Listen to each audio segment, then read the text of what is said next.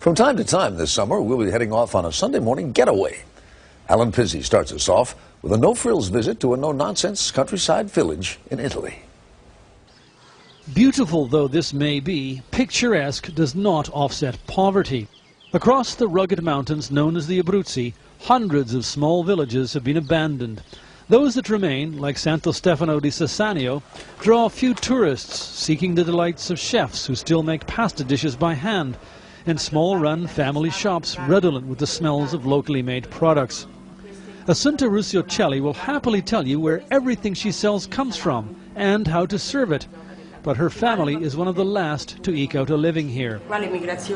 If you go to Toronto, you will find Santo Stefano, Assunta says. After the Second World War, everyone went to Canada. But a strange man with an even stranger vision is slowly bringing life back here. Daniele Kilgren was lost on a motorbike trip when he rode into Santo Stefano a decade ago. I have few money, not much, but few money, and I decide to invest whatever I have in these ideas. His idea was to create a hotel that had nothing you might normally expect. It's called an Albergo Diffuso, which translates literally as a spread-out hotel. Instead of rooms with a view, guests stay in houses once occupied by Italian families, restored as closely as possible to their original state. The only thing we did is the heating system below the floor, so it's the same floor it was for probably centuries. The other exception had to be the bathrooms. In olden times, the facilities were at best a metal tub and a chamber pot under the bed, but there are limits to what even authenticity seekers will bear. So the ones squeezed into alcoves adjacent to the rooms are modern, but that's as good as facilities get. We don't give a lot of services, like we don't give a television, we don't give the fridge. What we give a stronger emotion, a strong emotional experience that in any way, shape or form that we could, it's very authentic. There are no phones or internet connections. Beds are hair mattresses on boards with sheets that may be up to 100 years old. And what isn't old looks and feels that way. It's always questionable what's the real meaning of authentic, but we try to do all we could. In the 1600s, this village was an integral part of the regional wool trade, home to more than 3,000 people. A wool room has been restored along with the looms. It takes Assunta Perilli a little over 3 weeks to make a cover for a double bed. Her two grandmothers taught Assunta how to set up and run the rustic but complex machinery, which has roots deep in village history.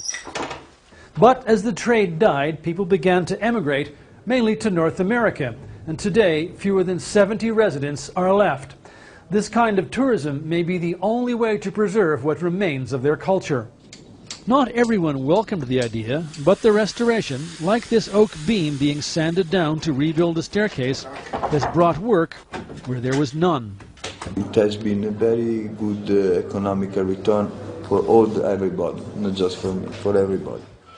Bertrand and Ellen Spencer arrived here from San Francisco before Daniele did and bought a house for the same reasons tourists pay five-star prices for few amenities, to experience real Italy.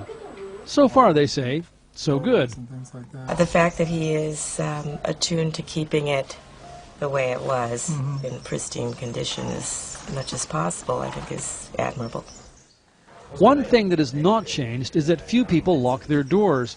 The hotel hands out 6-inch long iron keys, but manager Giovanni Pacifico says security is not an issue, even if some guests find that hard to grasp. The Americans, they are closing all the time the doors. All the time. Trying to keep things as they were in order to bring in tourists is, of course, a contradiction in terms, even for someone who cheerfully claims the risk of going bankrupt matters less than trying to save what he calls the patrimony of his country. Italy has changed so much in the last 30 years, has lost identity. So now this marginal place that no one cared before, today could be the real keeper of the identity of this nation. And if that's too grand a vision, it might at least give those willing to pay for it a sense of what villagers like 95-year-old Marietta have lived.